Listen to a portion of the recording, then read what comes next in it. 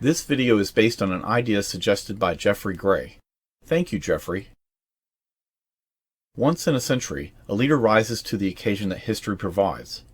In the early days of the 20th century, Australia was fortunate to have Lieutenant General Sir John Monash at the right place and at the right time. In July 1918, the war on the Western Front teetered on the brink. Russia had formally withdrawn from the war 4 months earlier to fight an internal civil war. For the German High Command in the West, the main benefit of this Eastern peace was a sudden influx of almost 50 veteran divisions. This gave the Germans a temporary advantage in numbers on the front line.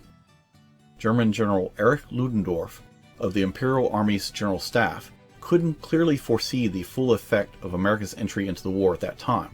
However, Ludendorff did understand that the Central Powers could not continue with a war of attrition. Therefore, he decided that the only way for Germany to keep its war gains was to launch massive offensives, using the newly arrived extra divisions from the east.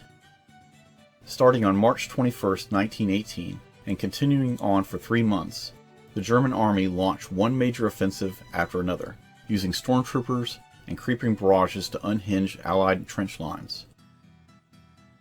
The German army made massive territorial gains, but their success became their downfall, as their troops were severely depleted, exhausted, and in exposed positions.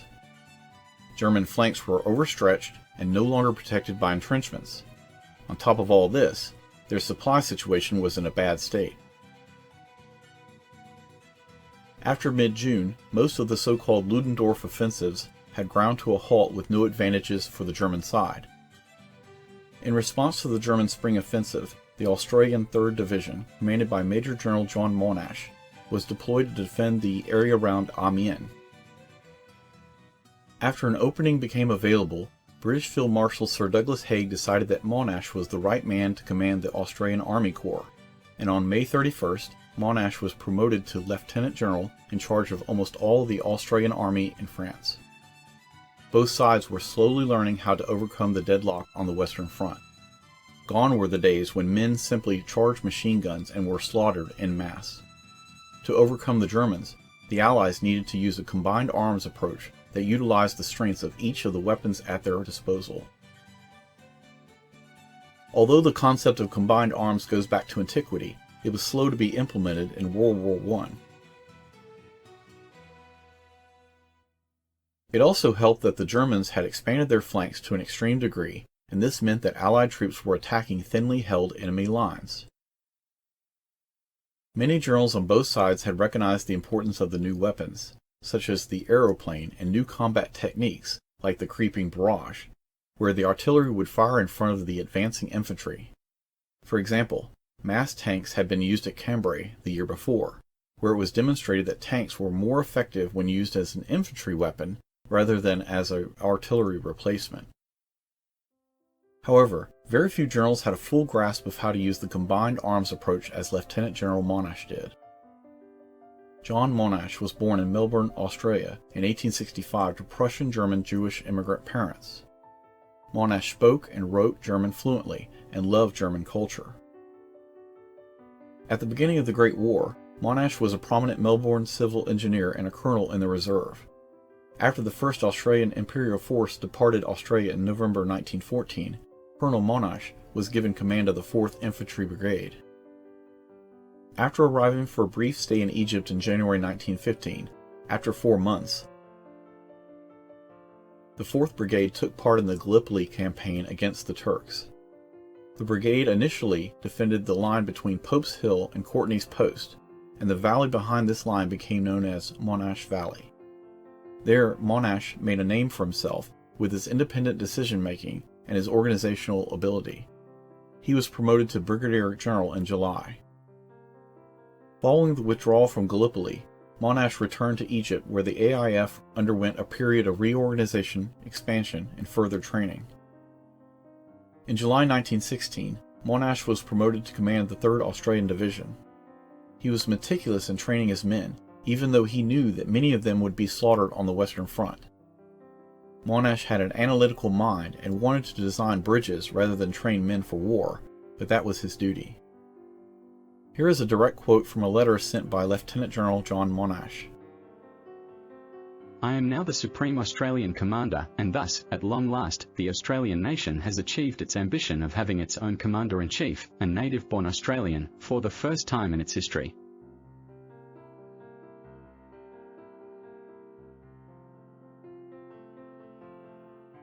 Australians made up only 5% of Allied forces, but they showed their worth as crack units. Monash's appointment as head of the Australian Army Corps was very popular, even in the beginning. Monash's first test would be at the Battle of Hamel on July 4th. The untried Americans were arriving in greater numbers, and Monash generously allowed them to take part in the upcoming battle to give them some valuable combat experience. Monash had purposely delayed the battle so that it would be on the American Independence Day of July 4th. There were some problems getting all 10 American companies into the battle, due to the fact that some American officers didn't want their soldiers under foreign command. Monash spent a few days going back and forth about this, and eventually only 4 American companies would take part in the upcoming battle. This was the first time that Australian and American infantry ever fought side by side. The planning for this relatively minor operation with limited objectives was extensive. There were about 7,000 Allied troops attacking 5,600 German defenders. Monash had spent hours poring over maps and aerial photographs, studying the terrain and the enemy's positions, and devising strategies that would allow his forces to gain the upper hand.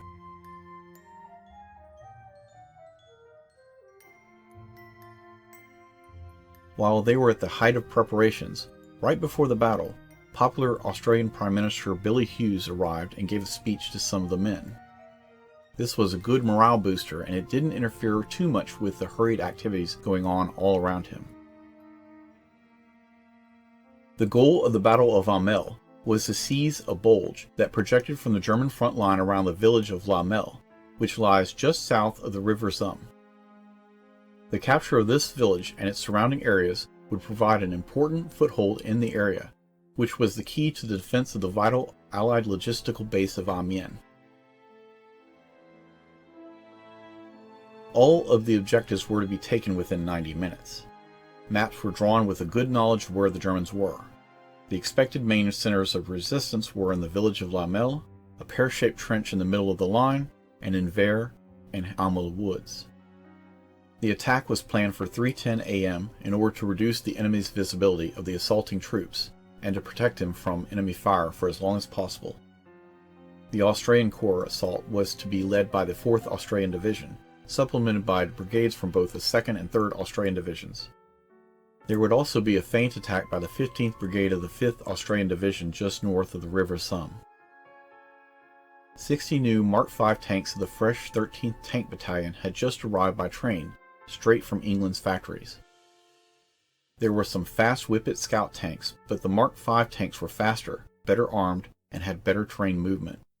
The tank commander recommended that the Australians use them soon, before the Germans found out about them.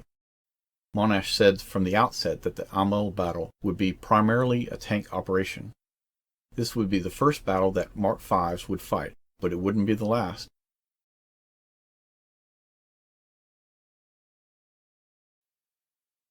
The true role of the infantry was not to expend itself upon heroic physical effort,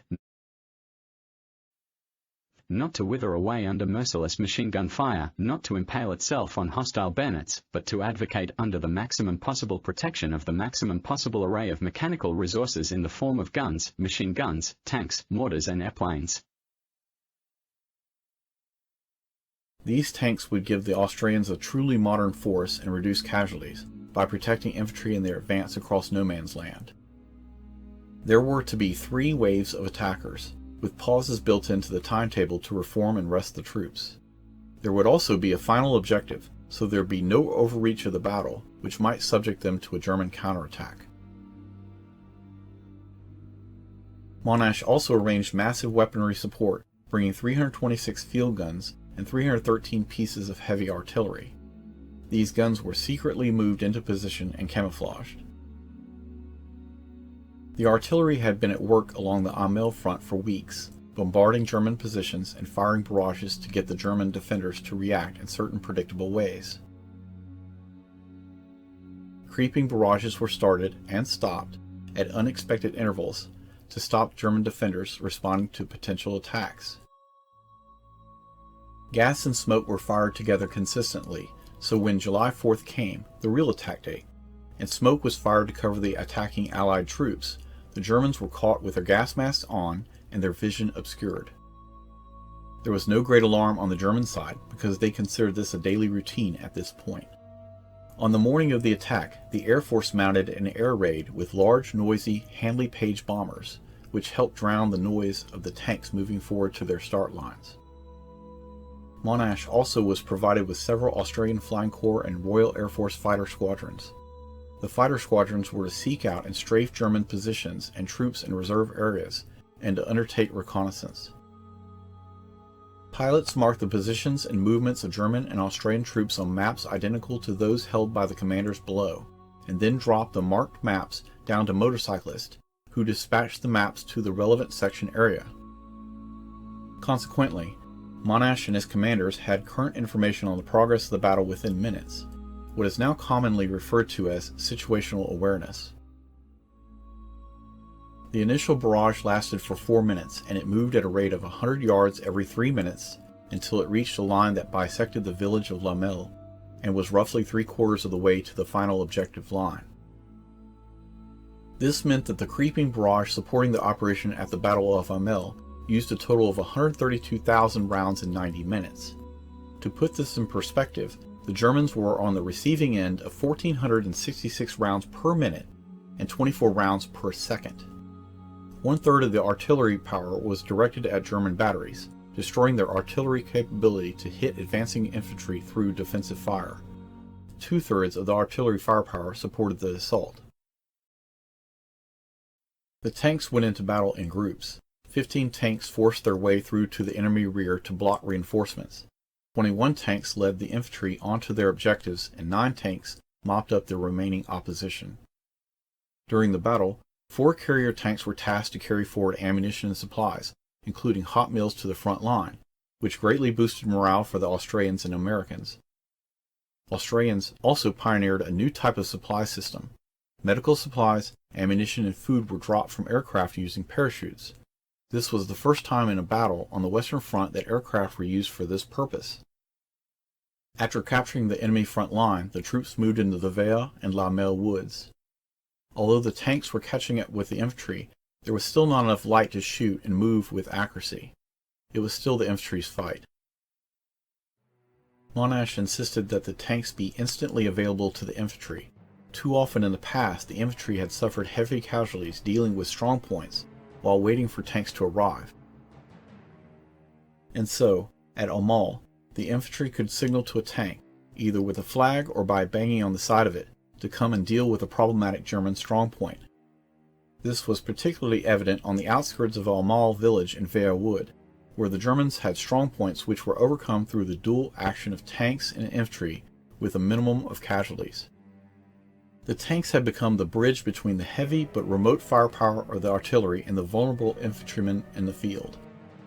The third objective was Hamel itself, and a great many tanks had been allocated to clearing this target, but it was heavily armed, and the Australians had to fight for the town street by street, house by house, and basement by basement. The Battle of Hamel was one of the first battles in which tanks, infantry, and aircraft were used in a coordinated attack. The tanks were used to break through the German defenses, while the infantry followed closely behind to secure key objectives and mop up. In the end, the objectives were taken in 93 minutes, 3 minutes off the goal. This entire operation was incredible. German counterattacks were ineffective due to the Australians using artillery and aircraft to disrupt their lines of supply and communications.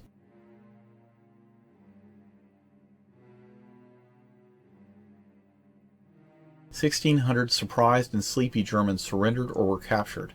That was a considerable number for a small operation like this one. The combined arms methods that Lieutenant General Monash used in the Battle of Hamel made him instantly famous, and many people dropped by to ask him how he did it. Monash was also instrumental in the Battle of Amiens in August 1918, which is considered to be the beginning of the 100 Days Offensive. This ultimately led to the end of the war. Monash's combined arms tactics played a key role in the success of this battle, which saw the Allies make significant gains against the Imperial German army. Many historians consider this to be the first true modern battle because of the way it was fought.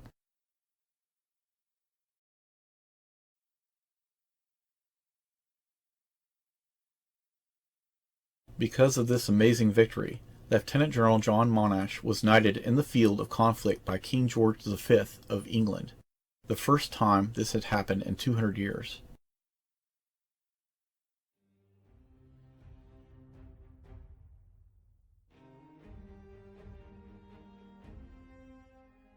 In the end, combined Allied losses amounted to about 1,400 killed or wounded. The Germans lost most of their weapons and a large quantity of British equipment that had been captured by the Germans when they had taken Hamel in April was also recovered. All but 3 of the British tanks, although delayed, reached their objectives.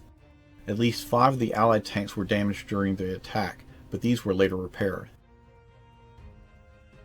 These combined arms methods have been studied and are even still used today, albeit with some modifications, taking into account longer distances and newer weapons. But the idea that all weapons should be used in their respective roles and with good planning will probably go on as long as there is warfare. And all the lives that Monash saved by making the attacker more effective and ending the war sooner is still felt by those great-great-grandchildren that are still living today. In the village of Hamel, there is a park dedicated to the Allies who died in the Great War.